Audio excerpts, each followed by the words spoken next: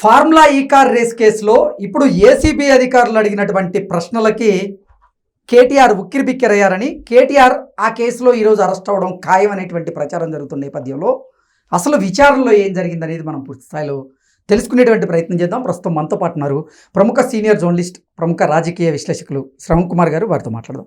శ్రవణ్ గారు నమస్తే అండి. నమస్తే అండి. ఫార్ములా ఈ కార్ రేస్ కేసులో ఏసీబీ అధికారుల విచారణకు హాజరయ్యారు ఈరోజు మాజీ మంత్రి కేటీఆర్. ఏసీబీ అధికారులు అడిగినటువంటి ప్రశ్నలకు కేటీఆర్ ఉక్కిరిబిక్కిరైనట్లుగా ఆ కేసులో కేటీఆర్ అరెస్ట్ అవ్వడం ఖాయం అనేటువంటి ప్రచారం అయితే పెద్ద ఎత్తున జరుగుతోంది. అసలు ఏంటి విచారణలో ఏం జరిగింది? ఈరోజు నిజంగా కేటీఆర్ని అరెస్ట్ చేసేటువంటి అవకాశం ఉందా అంటే ఏం చెప్తారు? రైట్ అండి. మొదటి నుంచి నేను ఈ రేవంత్ రెడ్డి గవర్నమెంట్ వచ్చిన తర్వాత ఖచ్చితంగా కక్ష సాధింపు చర్యలు ఉంటాయి, కేసులు ఉంటాయి అనుకున్నాం. ఏ ప్రభుత్వం పోయిన తర్వాత నెక్స్ట్ ప్రభుత్వం వచ్చిన తర్వాత ఖచ్చితంగా కేసులు అవుతున్నాయి. పోనీ వీళ్ళేమో అవినీతి చేయలేదంటే ఖచ్చితంగా అవినీతి జరిగే ఉంటుంది. ప్రభుత్వాన్నంగా పార్టీలు, రాజకీయ పార్టీలనుగా శుద్ధ పూసలు ముడిగట్టుకుని ఉంటారనేది అబద్ధం. ఏదో రకంగా చేసి ఉంటారు. కాకపోతే కొంచెం ఇంకితంగా చేశారా అంటే మరి అంటే ఏ పార్టీ అయినా సరే ప్రభుత్వంలో ఉన్నప్పుడు అవినీతికి అవకతవకలకి పాల్పడినప్పుడు అది అరెస్ట్ చేస్తే నెక్స్ట్ వచ్చిన ప్రభుత్వం అది కక్ష సాధింపు చర్యలు ఎలా అవుతాయి? అదే ఇప్పుడు ఖచ్చితంగా అవకాశాలు ఉంటాయి. దాన్ని పట్టుకొని కక్ష సాధిద్దామని అనుకోవడం, వాళ్ళు చూస్తుండగానే ఆ ప్రభుత్వం పోయి మళ్ళీ కొత్త ప్రభుత్వం రాగానే మళ్ళీ వాళ్ళు అదే పాటిస్తున్న విధానాన్ని మనం చూస్తూ ఉన్నాం. ఈ అవినీతి విషయంలో ప్రజలు పట్టించుకుంటలేరు. ఎందుకంటే అవినీతి పరులని, గుండాకోరులని, వ్యభిచారులని, అత్యాచారాలు చేసినవన్నీ గెలిపించుకుంటూ వస్తున్నారు. నిజాయితీగా ఉన్న నాయకుడిని ఎవరిని గెలిపిస్తలేరు. అంటే ప్రజలే పట్టించుకున్న అవినీతిని కేవలం పార్టీ మారిన తర్వాత ఇంకో పార్టీ మాత్రమే పట్టించుకుంటుంది. ఎందుకంటే వాళ్ళకేమీ ప్రజల మీద అభిమానం అంటే కాదు, కక్ష వాళ్ళ వ్యక్తుల మీద, ఆ పార్టీ మీద కక్ష. పోనీ వాళ్ళు అవినీతి చేస్తున్నారంటే మనం చూస్తూనే ఉన్నాం, ఇన్ని ఆరోపణలు వస్తున్నాయి. ఇక అవినీతికి పెట్టింది పేరే Congress party. A to Z, ఏ నుంచి జెడ్ వరకు ఎన్ని రకాల స్కామ్లు ఉన్నాయో ఈ దేశానికి వచ్చిన తర్వాత మనం చూస్తూ ఉన్నాం. అట్లాంటి కాంగ్రెస్ పార్టీ నుంచి అవినీతి గురించి మాట్లాడుతుంటే హాస్యాస్పదంగా ఉంటుంది. సరే, మరి రేవంత్ రెడ్డి గారు అధికారంలోకి వచ్చారు. నేను ఒక రాజకీయ విశ్లేషణగా నేను చూస్తూ ఉన్నాను కేసుల తీరులో. ఇది చిన్నగా చెప్పేసి మిగతా మీరు అడిగిన ప్రశ్న సమాధానం చెప్తాను. వాళ్ళకు ఉన్నటువంటి అవినీతి కేసులు ఎక్కడ కూడా అంతగా సాధిస్తానికి కానీ కేసీఆర్ అవినీతి చేయలేదని నేను అంటలేను. ఖచ్చితంగా అవినీతి జరిగింది, దుర్వినియోగం జరిగి ఉండవచ్చు, అన్ని రాజకీయ పార్టీలు లెక్కనే ఉండొచ్చు, జరిగి ఉండవచ్చు. కానీ దానివల్ల వీళ్ళు ఏమైనా సాధిస్తారా రేవంత్ రెడ్డి అంటే దాంట్లో నాకేం కనిపిస్తలేదు. ఉన్నది ఇంకో రెండో అంటే ప్రజాధనాన్ని వృధా చేసిన వాళ్ళని, ప్రజాధనాన్ని దోచుకున్న వారి మీద చర్యలు తీసుకోకపోతే మళ్ళీ ప్రభుత్వానికే చెడ్డ పేరు వస్తుంది కదా. ఖచ్చితంగా నేను చెప్తాను. దానివల్ల ప్రజలకి ఏమైనా ఉపయోగిస్తారని అనేది ప్రశ్న. వాళ్ళకి ఎవరికి ఉపయోగం ఆ కేసుల వల్ల? ప్రజలే పట్టించుకుంటలేరు. రాజకీయ నాయకుడు వచ్చిన తర్వాత ఎందుకు పట్టించుకుంటున్నారంటే కక్ష కోసం పట్టించుకుంటున్నారు అని చెప్పే ఉద్దేశం అది. రైట్. రెండోది ఫోన్ ట్యాపింగ్ కేసు. దాంట్లో సాక్ష్యాధారాలు నాశనం చేశాను వాళ్ళే చెప్తున్నారు. సో అక్కడ అల్లా కూడా సాధించేది ఏం లేదు. రాద్ధాంతం చేయడం, విచారణ పేరు మీద దాన్ని ఏదో పొలిటికల్ మైలేజ్ తెచ్చుకోవడం. ఇకపోతే ఈ కార్ రేసింగ్ కేసు ఒకటి ఉంది. దీంట్లో కూడా డబ్బులు దుర్వినియోగం జరిగింది, తర్వాత వెనక్కి వచ్చాయి. దీంట్లో కూడా సరైన ఆధారాలు లేవు. దీంట్లో కూడా సాధించేది కూడా పెద్దగా ఏముండదు. మా అంటే అరెస్ట్ చేసేయగలుగుతారేమో. ఎందుకంటే మన భారతీయ చట్టాల ప్రకారం ఏంటంటే శిక్ష తగ్గటువంటి, అంటే 2 నెలలు, 6 నెలల శిక్ష, 2 నెలల శిక్ష, ఇట్లాంటి సర్కమ్స్టెన్స్ ఉన్న కేసును బట్టి మనం ఆరోపించినప్పుడు జడ్జి గారి దగ్గరికి వెళ్ళినప్పుడు ఈ కేసు యొక్క తీవ్రతను బట్టి రిమాండ్కి పంపించే అవకాశాలు ఉంటాయి. చేశాడా చేయలేదా, నిజంగా ఆరోపిస్తున్న వారి దగ్గర సాక్ష్యాలు ఉన్నాయా లేవా, ఇవన్నీ కూడా ఆ పరిస్థితుల్లో, కేసు తీవ్రత పరిస్థితుల్లో కోర్టు పరిధిలో కాకుండా ముందు వాళ్ళు ఏం చేస్తారంటే అరెస్ట్, రిమాండ్కి పంపిస్తారు. ఇంతవరకు సాధించగలుగుతారేమో తప్పించి అంతకు మించి ఏం చేయలేరు నా ఉద్దేశం. సో మొదటి నుంచి కూడా కేటీఆర్ ఈ కేసు విషయంలో వచ్చినప్పుడు నేనే నిర్ణయం తీసుకున్నాను, నాదే బాధ్యత. మీరు ప్రశ్నలతో ఉక్కిరిబిక్కిరయ్యారని అంటున్నారు, మీడియాలో వచ్చి రకరకాల వార్తలు వస్తున్నాయి. ఆయన స్పష్టంగా ఉన్నాడు. మాట్లాడేటప్పుడు, మార్నింగ్ కూడా మాట్లాడేటప్పుడు స్పష్టంగా చెప్పాడు, చేస్తుండొచ్చు అరెస్ట్ చేయండి అని. ఎందుకంటే అరెస్ట్ అవ్వడానికి అవకాశాలు ఎక్కువగా ఉన్నాయి. ఎందుకంటే రాజకీయ లబ్ధి రాబోయే స్థానిక సంస్థల ఎన్నికల దగ్గరలో ఉన్నాయి కాబట్టి దీన్ని అరెస్ట్ చేసేసి నేనేదో లబ్ధి అనుకున్నాను. ఎందుకంటే రేవంత్ రెడ్డి గారు ఏం చేసినా కానీ బౌన్స్ అయ్యాయి. వరుసగా చేస్తున్న ప్రతి కేసులో కూడా బౌన్స్ అవుతుంది. కేసీఆర్, కాళేశ్వరం మీద ఏం చేయలేకపోతున్నారు. నిన్నటి ఫోన్ ట్యాపింగ్ లో కూడా కాళేశ్వరం విచారణ కమిషన్ ముందు కేసీఆర్ హాజరయ్యారు.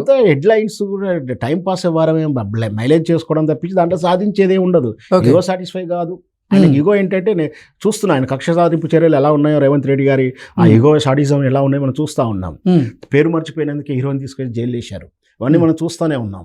సో ఇవన్నీ ఆయనకు సాటిస్ఫై కావాలి అంటే ఈ రేస్ కేసును ఎప్పుడో మర్చిపోయినారు. అసలు దాని గురించి మళ్ళీ వాయిదా పిలుస్తారని కూడా అనుకోలేదు. తెర మీదకి తీసుకొచ్చారు. సరే, ఎవరైనా ఆరోపణ ఉంటే ఖచ్చితంగా చట్టాలను గౌరవించాల్సిందే, విచారణ ఎదుర్కోవాల్సిందే.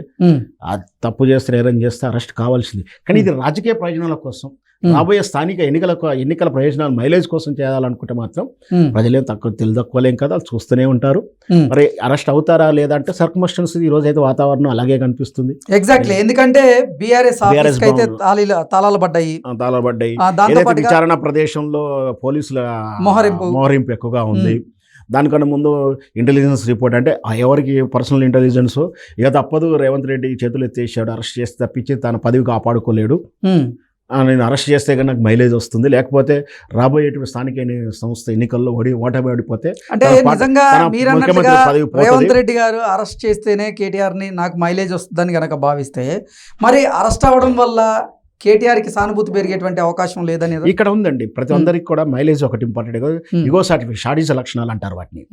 ఎందుకంటే నేను ఓడిపోయినేం లేదు, నేను ఒకసారి అరెస్ట్ చేయాలి అన్నాడు కదా, బహిరంగ చెప్తున్నాడు. కేసీఆర్ని ఎంత చేసైనా సరే నేను ఓడగొట్టాలి, ముఖ్యమంత్రి పదవి దింపాలనుకున్నాను, దానికోసం కంకణం కట్టుకుని పనిచేశాను, నేను సాటిస్ఫై అయ్యాను అని చెప్పాడు.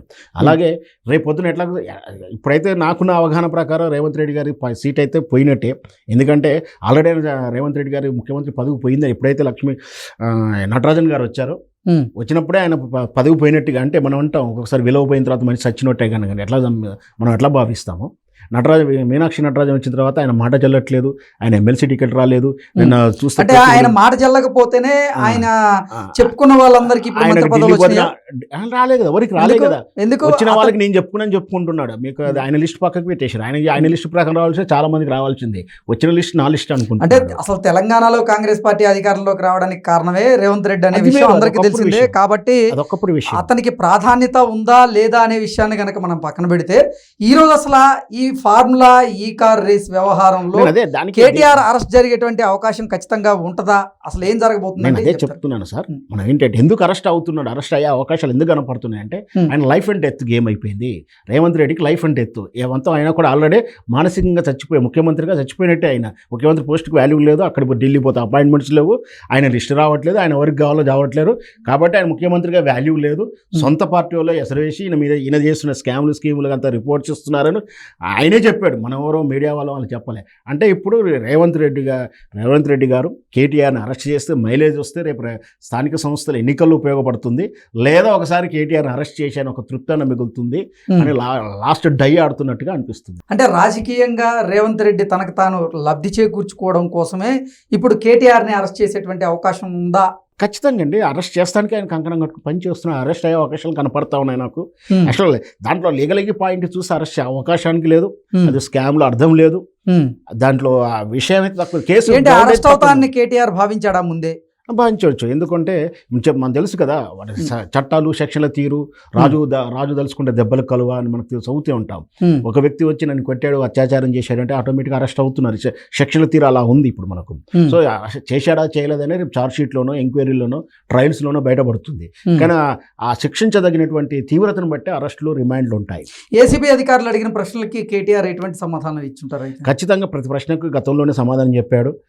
తుది నిర్ణయం అంతా కూడా నాదే జరిగింది, నా సూచనల మేరకే పనిచేశారు, అధికారులు కాదు, అక్కడ ఉన్నటువంటి బ్రాండ్ వాల్యూ కోసం పనిచేశాను, జరిగింది దుర్వినియోగం జరగలేదు, కాకపోతే మన సొంత నిర్ణయం తీసుకున్నాం, ఎలక్షన్ కోడ్ అడ్డం వచ్చేసింది, దానివల్ల తదుపరి చేయడం మేము చేయబట్టలేకపోయామని జరిగిన వాస్తవాన్ని కుండబద్దలు కొట్టి చెప్పాడు. సో దాన్ని వాళ్ళు ఏ విధంగా, ఏసీపీ అధికారులు దాన్ని ఏ విధంగా భావిస్తారనేది కేసు తీవ్రతను తెలియజేస్తుంది. కానీ దానికి వెనక రాజకీయ కారణాలు కనపడడం వల్ల ఇప్పుడు మనం ఇంత చర్చ చేయాల్సి వస్తుంది. ఓకే అండి, థ్యాంక్ యూ సో మచ్.